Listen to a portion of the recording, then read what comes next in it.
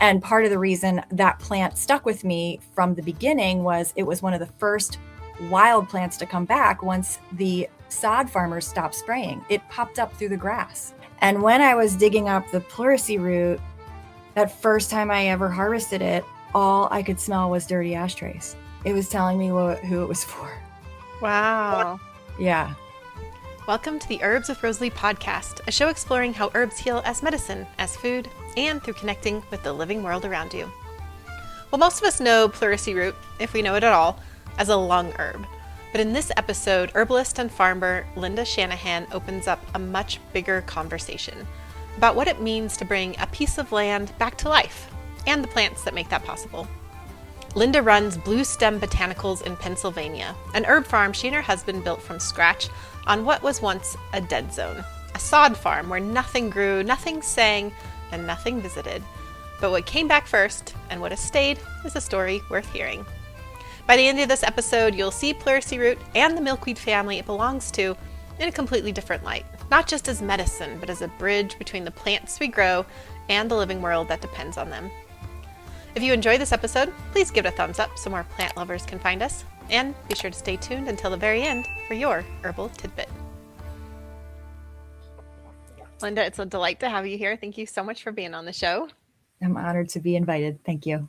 Of course. Well, I'm excited to hear your plant path, how the plants have called you here. I saw that you got started with Howie and Steven, so I'm excited to hear about that just a few years ago. So excited to hear about that. That's more my neck of the woods. You're joining us all the way from the East Coast, but I will let you take it away and share your plant story.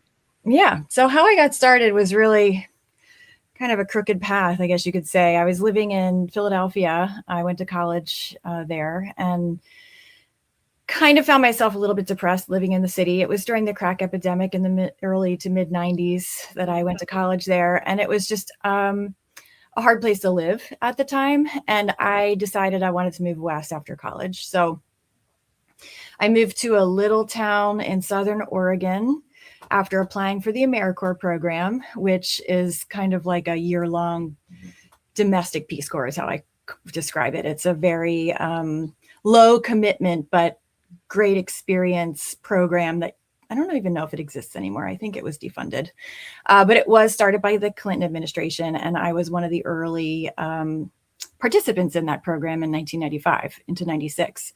And so I worked in a town called Wairika, California, which is right at the Oregon border. And I lived there for a few years. And while I was living there, I was working initially with foster kids who were, my background was in social work. So I worked with kids in foster care whose parents were primarily addicted to methamphetamine and heroin. That was a lot of the problem there. After coming from a crack epidemic infested community on the East Coast, it was very familiar territory for me in that way.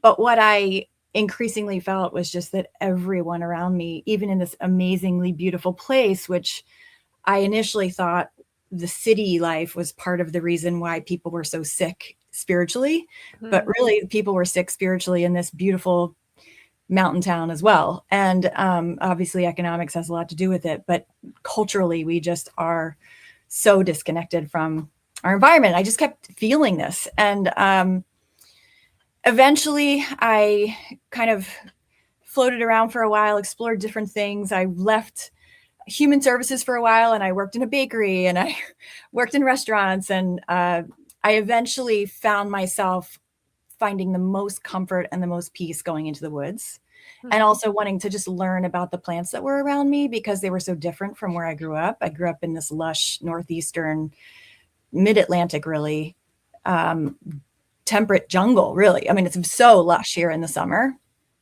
And going there, it was high desert / oak savanna and so dry in the summer. And I wanted to learn about the madrone trees that had these beautiful peely bark. And I wanted to understand how these plants survived in this environment. And ultimately, I took a basket weaving class.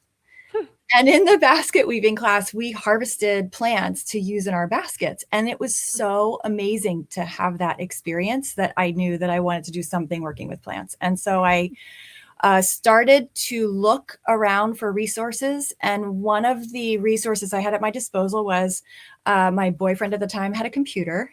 It was a time when we really didn't have computers. I mean, we're still in the 90s here, and not everybody had a computer in their home. And I was able to do an online search, which was something I also didn't have a lot of experience in yet. And I found that there was an herb school in Eugene, Oregon. And I was only 3 hours south. So I sent an email to Howie, who was the teacher there, main teacher. And I said, I want to learn. That was the title of my email, but I had no idea what I was even really going to learn about. I just knew I wanted to learn about plants. And so he wrote back. This was 1998. He wrote back and said, we do interviews in the fall for the following year. So I drove up to Eugene in September, did the interview, and stayed in Eugene until April when we started class. And I just knew I was in the right place once that started. So that's how I got started. And then it was just one foot in front of the other for the rest of my life up until now. Oh, it's so interesting. I always feel like I have like a resonance with the plant stories. I feel like there's bits and pieces there. I'm like, oh yeah, that was just like mine. I had a similar thing where I had that realization of like, oh, the sickness of today really comes from that disconnection. Yeah. And that's, where I wanted to work too. I was just like, okay, how do we reform that connection again? And my first apprenticeship and plant teacher was also a basket maker, and so I spent my early days making baskets too, and I loved it. Wow. Yeah, it's so like going out and harvest. It's traditional basket making, so you go and harvest and learn about the plants, learn how to work with them and everything. So yeah, that's lovely. Yeah, and I love the tactile experience, the experiential practice that it offers, both herbalism and basketry. Yeah. Well, how long did you stay in Oregon after that? I was in Oregon a total of 8 years. So I was there 3 in Southern Oregon, and then 5 in Eugene. And then I met my husband there, and he's from Michigan, and we found ourselves having to travel back and forth for every wedding and funeral.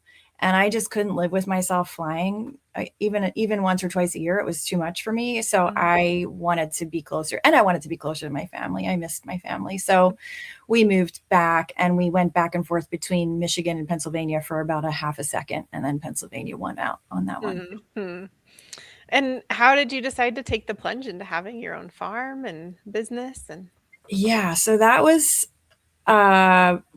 really the result of missing Oregon. I mean, we moved from Eugene, which for those of you in this audience that know Eugene, it has a giant farmers market. I mean, it's amazing. And there's just such a great food community there. And there's a great herbal community there. So I left my herbal friends. We left, all of our favorite farmers that we'd go to every week and get our veggies from. And we had a really intense network of friendships there. I have a godson in Portland now that I go back. I went to his bar mitzvah. I flew back for that. So, we have really tight relationships in that area. And when we moved back to the East Coast, I felt like I had gone back in time, not just missing the relationships that I had with people, but also the cultural experience that we had living in the Pacific Northwest that wasn't in existence here. The environmental ethics that I felt people just got and understood without having to say it.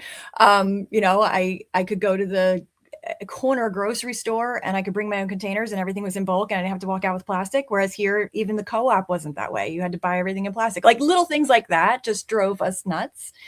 And it was difficult. I was a bike commuter. I didn't have a car. So trying to navigate this city or the East Coast on bike was a little more challenging. There's not bike lanes set up for everyone like there is in other places that are more recently built. But the main thing was really this kind of create the world that you want to live in. We really felt like we didn't live in the place we wanted to be, and we were going to have to make it be a place we wanted to live in. And so it was really my husband's idea to start a farm with zero farming experience. We had a garden, but that's not farming experience. And I was also going to nursing school. So I had decided to study nursing as a way to kind of bring some of my herbal knowledge to people more effectively, which I'll talk about later if we get into it, but it wasn't super effective. I couldn't bridge them very well. But so I I kind of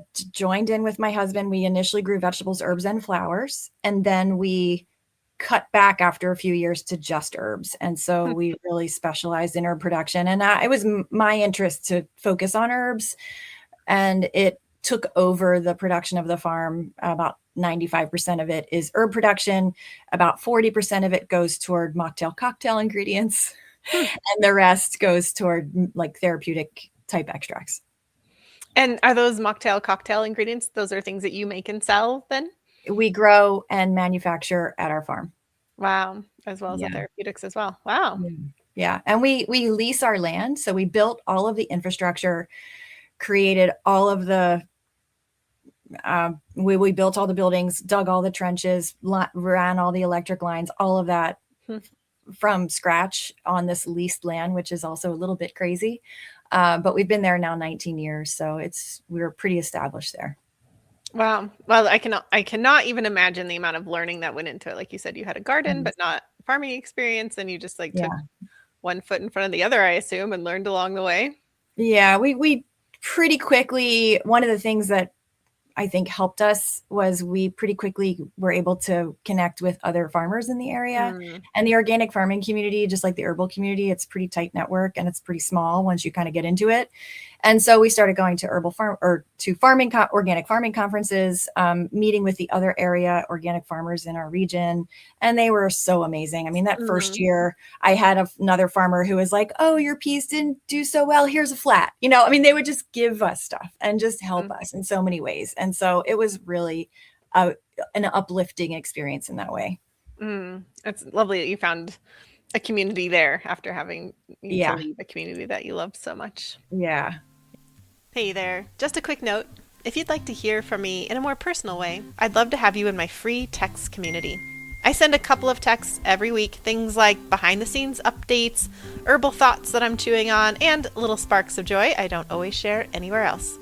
To join, just text the word ROOT to 1-509-383-8398. And if you ever want to break up, no hard feelings. Just text STOP to the same number and you'll be opted out immediately. My goal is to make it so juicy and so fun that you look forward to getting my texts each week. Okay, now back to the show.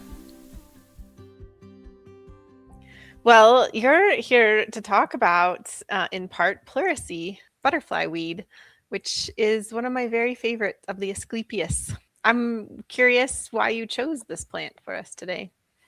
Couple reasons. So when we started the farm, one of the things that I kept thinking about was partly drawing from my training with Howie and Stephen, which for those of you that have studied with them, one of the things that they imprint upon you is really the importance of the ecosystem, not just the herbs. You're thinking about relationships between plants that grow together, and you're going out into an area where there was a clear cut 5 years, 10 years after, a fire 5 years, 10 years after.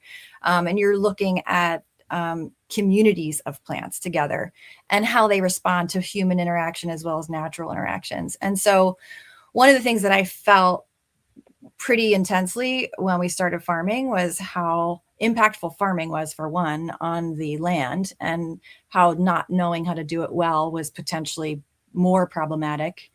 And then also we were leasing what was a sod farm. So it was a dead zone. I mean, there was literally no life. There was no sound, no birds, no insects, no nothing, because it was chemically managed very intensively. And the owners of the land wanted to switch it to an organic production. And through our networks, we were able to connect with them and lease this land. But it had a lot of healing it needed to do. And so that kind of became my mission initially when we started farming, was focus on building I built a wildlife corridor basically by planting hundreds of trees and shrubs and growing out a whole bunch of herbaceous plants and creating a buffer all around the farm of native plants. And I incorporated a lot of medicinals into that purposefully, but a lot of the medicinals are also the same pollinator plants that I'll talk about later with regard to the Monarch garden. So I really wanted to bring life to the site. And I met with a landscape architect who's a restoration architect, David Hughes, who's in this area. And he said, you really want to have water also. So And we were having problems with flooding in our fields. So I thought, that's great. I want to be able to harness the water somehow because we needed to get it out of our vegetables. And so we dug out it, kind of like a permacultural installation, I guess you could compare it to. Basically, we dug out ephemeral pooling areas, and then we built berms, and we created basically wetlands at the edges of all of our fields, mixed with warm season grass meadow. So I worked with the NRCS, the Natural Resource and Conservation Service. They have a program called Wildlife Habitat Improvement Project, which WIP is for short. They don't, they have a similar program now that I don't know how well it's funded, but there was a program at the time that provided a small fee for each tree or shrub you planted. And so I was able to get some support, which gave me so much more confidence doing it. And so I basically spent my entire nursing salary and all the free time I had on this project for a full 2 years getting it established. So I did a total of 3 acres of plantings, one of which is a warm season grass meadow. And so in that planting, Pleurisy root, or Asclepias tuberosa, was a star. And part of the reason that plant stuck with me from the beginning was it was one of the first wild plants to come back once the sod farmers stopped spraying. It popped up through the grass, through the sod. So it was already there. Just waiting to come up. Yeah. Oh, that's lovely. Yeah, I love the color of it. I love the Asclepias flower in general. I just find it so beautiful. And then I love butterflies. And so yeah, it's also a lovely plant to have around for that as well. I was going to say, I also grew it for medicine. And so I propagated it out, planted it out into my field, and then waited the 3 years or so for the roots to develop, harvested the roots. And while harvesting the roots, I was struck by the smell.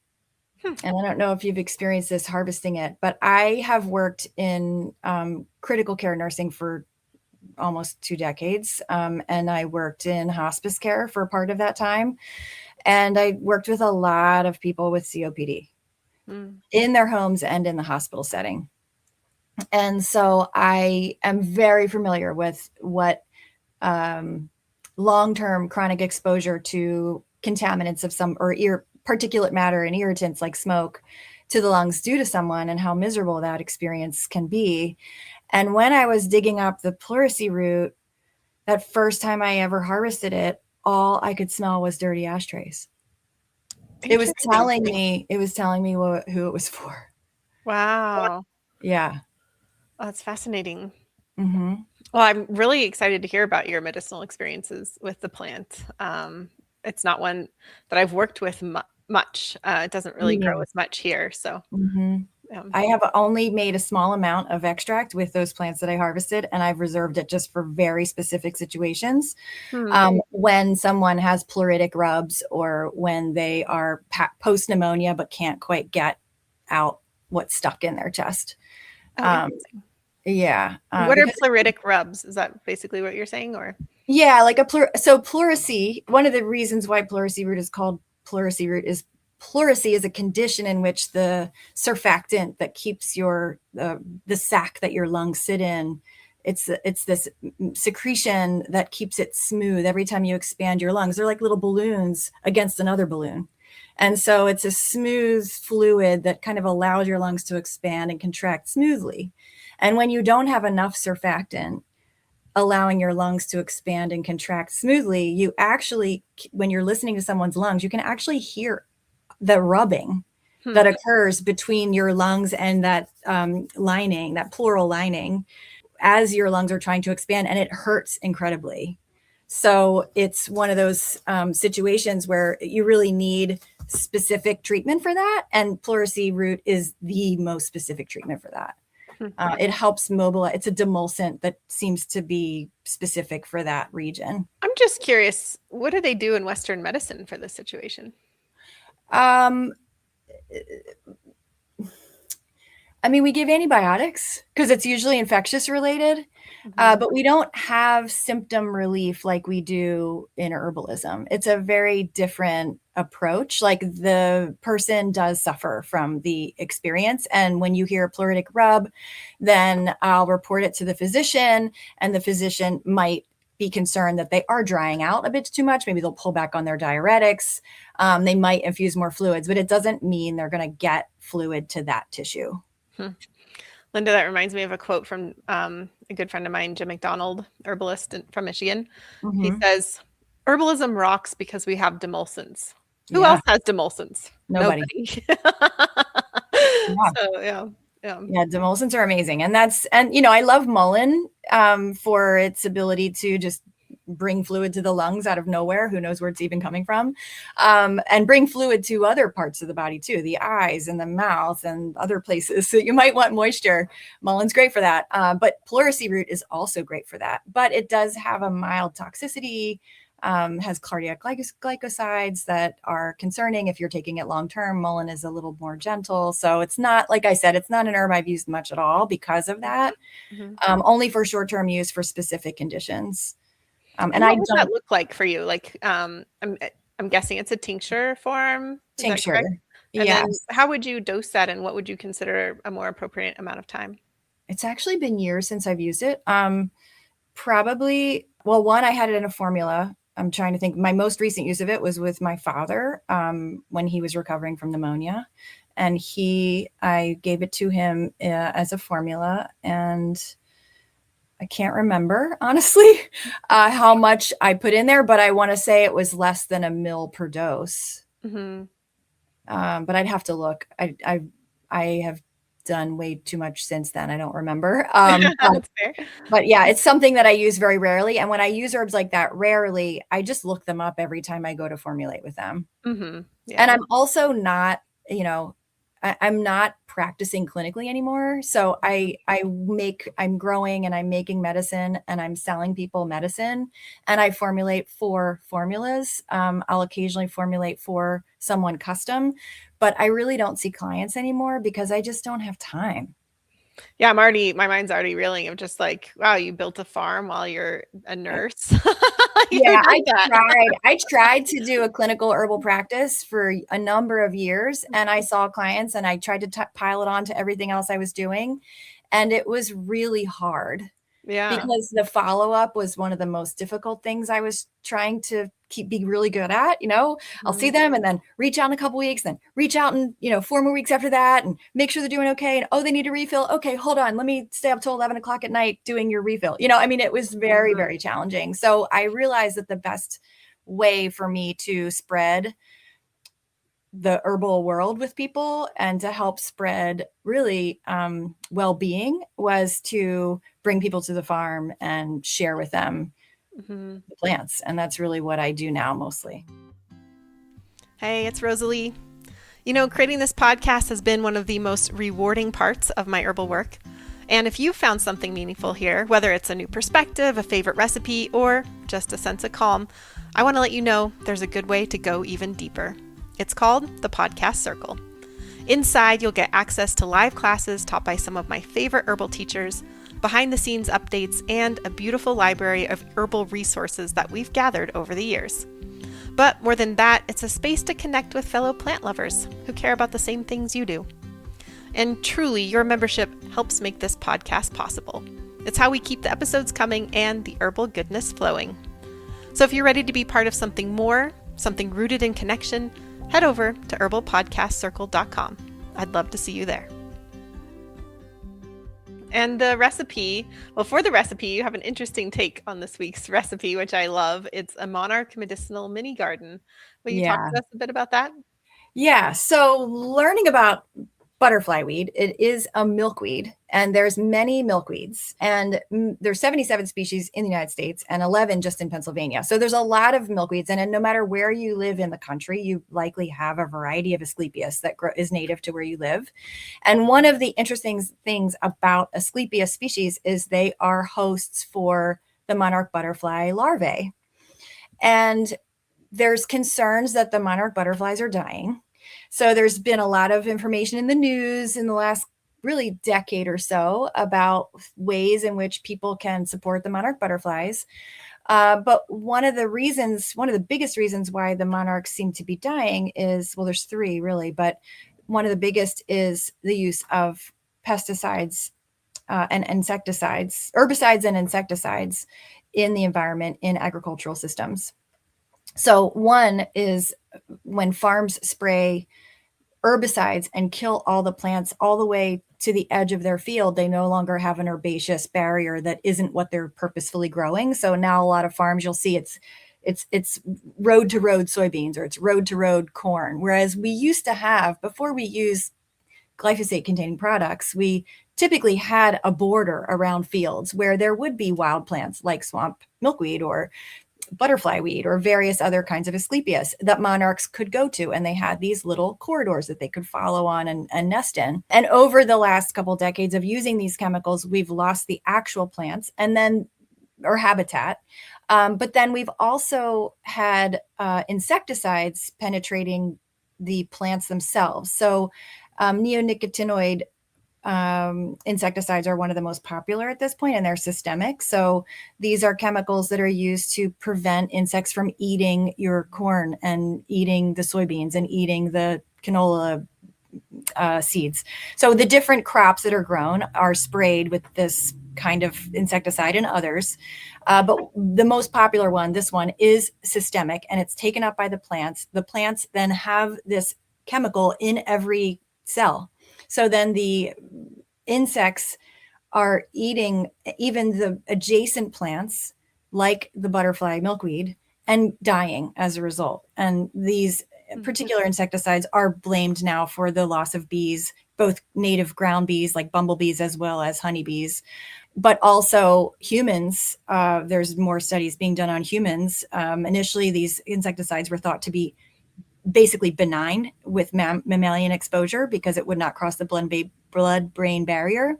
But actually, the secondary metabolites of these chemicals are worse, and they do cross the blood-brain barrier. So we are affected. Our nervous systems are affected. We're still learning about this. Our microbiomes are affected. So there's lots of reasons why we need to be concerned about this. But just learning about these plants connects you to learning about the monarchs, connects you to learning about the insecticides. And so this is one of the reasons why I love herbalism, is because it allows you to see things much more clearly and connect dots that maybe you otherwise might not connect. So the monarch garden, to get back to that, is a way to provide a tiny little oasis for the butterflies to find. And it's not just butterflies, it's other pollinator species as well. But your goal is to provide shelter. So ideally, if you have a tree nearby, so you'll have some place for them to rest that is not in the full sun. But then in the sun, you have a couple of milkweed species or Asclepias species. Those provide food for the larvae once they're laid. And then around the milkweed, other pollinator plants that are native to your region are going to provide food for the adult monarchs. So you kind of need all of it. So you're providing food for the adults, food for the babies, shelter for the adults, and then also a little bit of water would be even more ideal. Then you would be creating paradise. If you had a little water bath for birds, the monarchs would use that as well. And then, or some stones at the base where you have maybe water that collects, like a mud pond.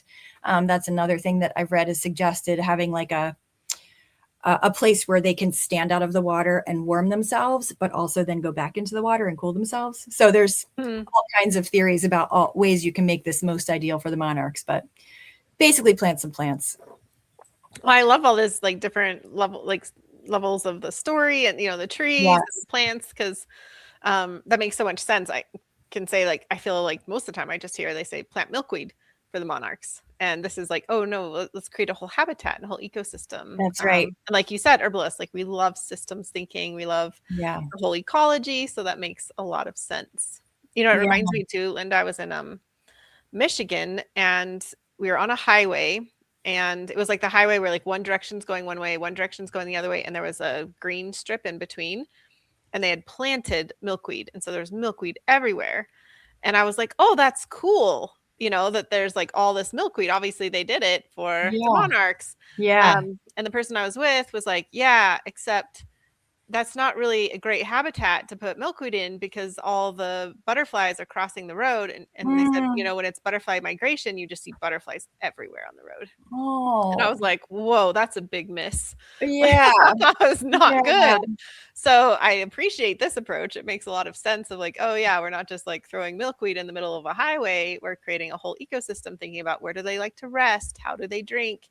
How do we Yeah. create a system for them? And I didn't even think about the trees until I did some more research on this. But one of the reasons why they think the monarchs are dying, another reason why is climate change. I mean, obviously, there's big swings in so they end up wintering in Mexico. There's one of the generations that winters in Mexico, and in Mexico they had in 2022 there was a freezing event, and like 80% of the monarchs overwintering died. So that kind of threat is a thing. But also when they're in the temperate rainforest regions or the Midwest, they actually can't handle it too hot either. So the trees provide a buffer of temperature for them as well. Mm-hmm. Yeah, well, that's lovely. And I want to give a shout out to Tatiana who did the recipe card. I don't know that you've seen Oh, it yet, Linda, but it's absolutely beautiful. It's a really fun one, just this beautiful image of all these flowers for the garden. So for the listeners yeah. and watchers, you can look at the show notes to get your recipe card for building your own Monarch medicinal mini garden, or go to herbswithrosaliePodcast.com. Look for this episode. You can download it there. And yeah, thanks for sharing this. I also love the writings that you sent along with it. So it's usually we do recipes, and there's a yield, like 2 to 4 servings or whatever for your yield. You wrote greater likelihood of survival of migration across North America. So that's lovely. Yeah, I love the monarchs, and yeah, all of these are just such lovely plants. So yeah, look for that recipe card, and thanks for sharing that with us. Yeah, and if you're looking for plants that might be more specific to your region, the Xerxes Society actually has good lists on their website. So that's a good resource also. And they have it divided by what part of the country you're in. Oh, cool. What will you say that again? I didn't quite catch it. It's Xerxes Society. I think I'm saying that right. It's Xerces. All right. We'll make sure to get that in the show notes. Yeah, yeah. Okay. Lovely. Was there anything else you'd like to share about Pleurisy root before we move on? Well, it does if you want to start it yourself, which I'm primarily a propagator. That's what I love to do. I'm in the greenhouse all the time. That's where I was before this show. And so you do, if you want to start your own seeds, you can put them in a little baggie with some moistened sand for 30 days before trying to germinate them. So depending on the species, it might be 60 days, but the butterfly weed I've successfully germinated after 30 days. So you'll get your dry seed stored over the winter in a dry place. And then in the spring, when you're ready to try to germinate it, think ahead a month ahead of time and moisten the sand, put it in the fridge in a little baggie, and then pull it out and then seed it. So that's called stratification. So you're mimicking the winter exposure it would have before you try to germinate. And it's actually really easy to grow. So yeah, it's easy to germinate. Yeah, thanks for that tip. Yeah. Because that does make a big difference in the germination. Yeah. And yeah, anything else about this beautiful butterfly weed? Well, one of the nice things about starting it from seed is it does have different colors. So I know you mentioned you love the flowers. When you grow it from seed, you'll see some of them are more red and some of them are more orange. They're just really beautiful Oh, lovely. plants. Yeah. So Yeah, the kind I grow is definitely a more orange, kind of a bright orange. yeah. I just Yeah. love. Yeah, they're beautiful. Yeah. Close up shots are amazing of them. Yeah. Yes, absolutely. Yeah. Well, I'd love to hear what kind of projects you have going on.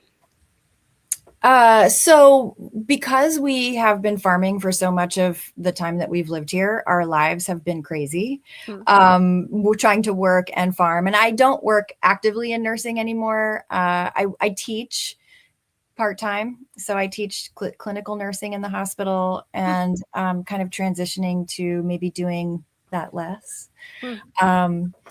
And I'd like to be able to maintain some of my bridging from the nursing world with the herbal world. And I'm taking a class right now in lab analysis with an emergency medicine doctor who also wishes nurses knew more about labs. And so that's something that I'm thinking I can kind of bridge into my herbal classes, bring in more lab analysis understanding. I've struggled with trying to bridge my herbal knowledge with my nursing knowledge because they're I can do it in the classroom setting at the farm. I can kind of bring in a lot of my understandings, but in the hospital setting, in the healthcare setting, it was challenging to bring in any of my herbal understanding. I would teach classes for I would teach classes in the hospital separate from my nursing world in herb drug interactions. And, I met with the cardiology group and taught their patients about, herbs that they could and couldn't use and dosing and spices and that kind of a thing. And I would meet with the dietitians group to talk to people about tea and do things like that are great to connect people. But I really want to dive a little deeper and support people more who don't get the support they need in the healthcare world, but also maybe don't trust it but also want someone who they trust to help explain things better for them. And so that's kind of what I'm thinking I could see myself doing as I pull back a little bit more on aggressively spending so much time in the field, is building something that's more focused on supporting people in understanding their own lab work and bridging it back to how to support yourself with herbs. And I know that sounds like a clinical practice again, but that's not necessarily, I'm still not sure how that's going to look. I feel like with herbalism, it's, at least for me, it's following that thread of inspiration, which changes from, year to year and phase to phase. And there's just always something new to unravel and explore. Yeah, that's pretty much where I'm at. I'm unraveling. Yeah. Nice. Yeah. And you mentioned you're also an herbal teacher and you teach on the farm. I teach classes at the farm. So I basically teach farm-based herbalism. That's what I call it. And it's a 7-month-long program, but it's only once a month at the farm. So they get to see the entire season from this all-day long experience that they have at the farm. And then we do weekly online short lectures and talks. So we do it by body system throughout the season. Right now we're on nervous system, moving into digestion. And then we kind of make our way through different systems. And so I use a lot of my background in healthcare to go deep on some things, but my focus with them is really connecting them with plants, helping them develop a relation, basically fostering relationships. And so helping people build confidence and connection and try to demystify things that people feel uncomfortable trying on their own. So we make a lot of things. I mean, we are manufacturers at my farm. So I bring them into my kitchen and we make tinctures and we make glycerates and we make infused oils and we do all the things. Each month we harvest, we process, and we make. And then everybody goes home with things. So it's a very tactile experience, and people finish the program always wishing it was going to be continuing. And I have a couple students this year, it's their 4th time taking it. Oh, wow. Because they just love coming to the farm. So yeah. it's fun. It's a fun experience for my students. It's really not too heady. It's more experiential. Yeah. I love the practical and the experiential. Yeah. Good. Well, lovely. Well, I have one last question for you before we go. And that question is, how has working with herbs changed the way you see the world? Yeah, so I've thought about this question, and I think the answer always comes back to the same thing, which is that I see connections in things that maybe I wouldn't otherwise see, that I slow down on a regular basis in order to more deeply work with plants. And it is a practice that I practice almost as a spiritual exercise. And I don't know that I would be as excited as I am, for example, at all the research coming out of the microbiome project if I didn't study herbalism. I don't know that I would be so appreciative of all the changes I've seen in our healthcare system, because it is getting better. I know this doesn't sound like maybe it is, but there's so much happening in the scientific community right now that will eventually come out into the clinical world. It is so exciting to see minds get blown in that world and see that a lot of this we already knew. Like, hello, if you guys would have listened to herbalists, you wouldn't be so surprised. So I think that it has opened my mind in ways that I could not have anticipated. And it changed my way of working with people. I mean, my experience in healthcare was every day impacted by my study of herbalism, the way I interacted with patients, the way I taught patients, the way I viewed the treatments that they were getting. I always had in the back of my head ways we could do things a little less intensively, a little bit more supportively. And so I think it just impacts everything I do. And the way I started the farm, seeing it as an organism that needed help, that comes from studying herbalism. Yeah, I love that. And I can definitely resonate with that of just, your eyes are different when you have this whole other kind of paradigm that shapes the world that we're looking at. Yeah. Can I ask you a follow-up question on that? Because Yeah. you mentioned the microbiome and like you wouldn't be as excited about that if you were an herbalist. Can you say more about that? That piqued my interest.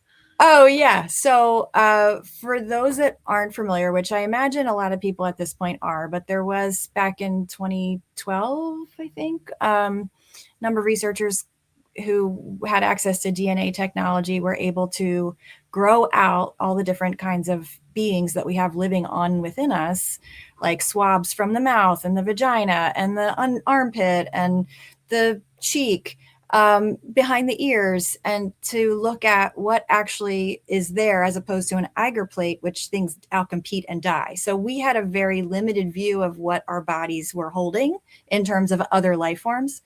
And so the microbiome project grew these other life forms out and found that we had so much more diversity than we ever thought we had. And that we also had varying amounts of diversity based on where you lived in the world. And so in the United States, we have a not as healthy diversity going on.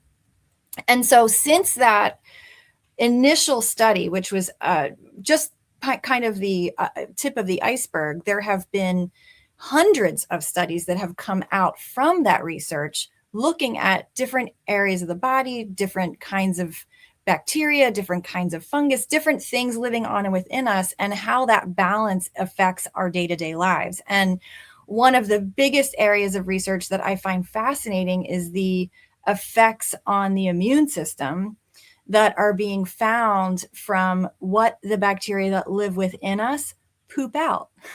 So they're actually now a lot of the studies are looking at what excrement the bacteria is releasing and how that excrement is being used by our bodies to then create things like neurotransmitters and using it as fuel based. It's kind of like methane. Like we're taking methane from these bugs and then we're repurposing it in our bodies for all kinds of different things. And that's how we evolved. And if we disrupt that flora with eating foods that may be pathogenic or disease-causing bacteria tend to like, then you're kind of pushing yourself in the direction of maybe developing a chronic disease because that bacteria is going to take over, versus having a lot more fruits and vegetables and diversity in your diet and supporting a more diverse flora. You may very well be setting yourself up for a healthier life. So looking at a lot of this information is helping us now understand why eating blue foods are good, or eating, soluble fiber is so good. We knew it was good, but we didn't necessarily know why. And now we're learning why. It really speaks to like the deep symbiosis there too, of just the give and take of us and the bacteria that's going on. Absolutely. We are an ecosystem within ecosystems. Yeah. And so we are so dependent on these ecosystems within us, and we have ignored them at our peril.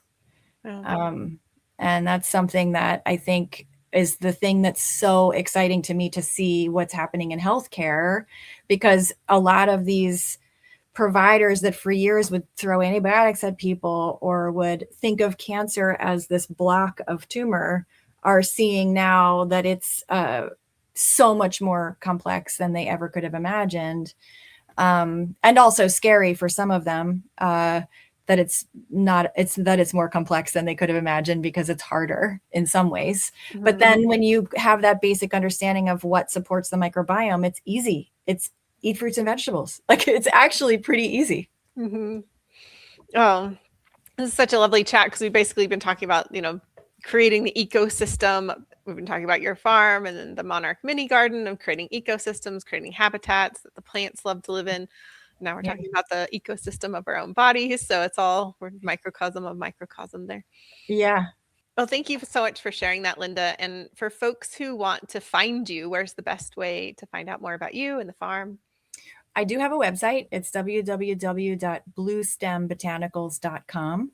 And if you sign up for my newsletter, I do a non-salesy newsletter with information about herbs. I try to do it once a week, but it usually doesn't happen until once a month. All right. A little bit of honesty there. All right. Yeah. Love the newsletter. So wonderful way to get in touch with you. Thank you. Yeah. Well, thank you so much for joining us. Thanks for sharing your love of pleurisy roots and of ecosystems and of the complexities out there. It's just been a pleasure to have you. Well, thanks so much for having me. And I was thinking earlier today about how you're kind of like the Terry Gross of herbalism. I feel like I've had my opportunity to be on Terry Gross. Whoa. Wow. So excited to be invited. So, well, thank you very much for that. Yeah, absolutely. Yeah. Thanks again. Thanks, Rosalee. Thanks so much for listening. You can download your illustrated recipe card from today's episode. Just head to herbswithrosaleepodcast.com or check out the show notes for a link. And if you're not already subscribed, I'd love to have you as part of this herbal community so I can deliver even more herbal goodies your way. This podcast is made possible in part by our awesome students. This week's Student Spotlight is on Deborah Bopst in Colorado. Debbie has been part of our herbal community through several programs over the years, and her recent reflections in Rooted Medicine Circle beautifully demonstrate her thoughtful approach to herbalism. She's embraced the practices of gratitude, awareness, and intentional medicine making, taking time to honor not only the plants themselves, but also the people and ecosystems that make herbal medicine possible. Her reflections on slowing down, cultivating gratitude, and approaching each day with greater awareness remind us that herbalism is as much about how we live as it is about the remedies we make. To honor her contributions, Mountain Rose Herbs is sending Debbie a $50 gift certificate to stock up on their incredible selection of organically and sustainably sourced herbal supplies. Thank you so much to Mountain Rose Herbs for supporting our amazing students. And if you'd like to be an herbalist, you can check out my foundational courses at herbswithrosalee.com. All right, you've made it to the end of the show, which means you get a gold star and this herbal tidbit. We talked a lot today about pleurisy root as a member of the milkweed family and about the monarchs that depend upon it, but I also want to leave you with something about monarchs that I find genuinely astonishing. So monarch caterpillars don't just eat milkweed, they absorb its chemistry.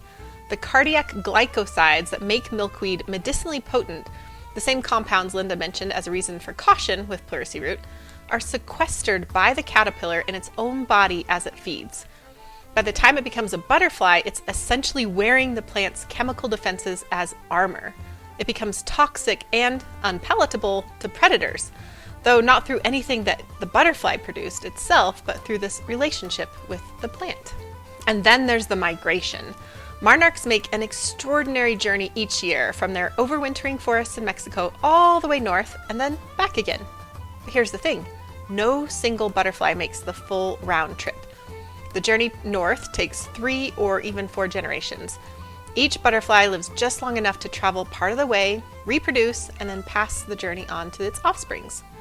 But then something shifts. The last generation of summer, what scientists call the super generation, doesn't reproduce right away. Instead, it lives for up to 8 months, makes the entire journey south alone, navigates to a forest in Mexico that none of them have ever seen.